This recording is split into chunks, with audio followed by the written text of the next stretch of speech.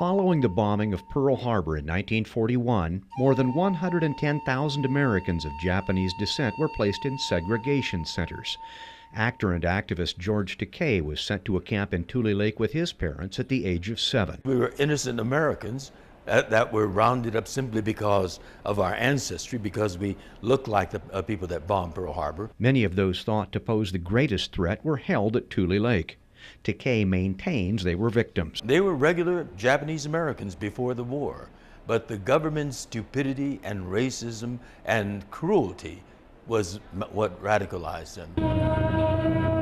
Oregon Tech served as home over the weekend to the 21st Tulelake Pilgrimage. The event drew 450 people.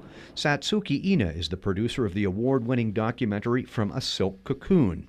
Ina was born in the Tulelake camp and notes that many of the older survivors are now gone. Now the second generation, who they were young adults or teenagers in camp, are also passing, and those stories are now fewer. They're much more frail.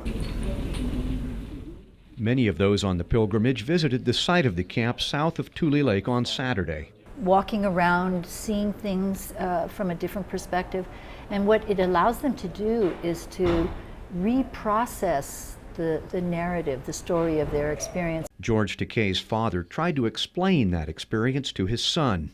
He explained to me that our democracy is a people's democracy, and the people can do great things, but the people are also fallible human beings, and people made a horrible mistake. Takei believes the experience changed him.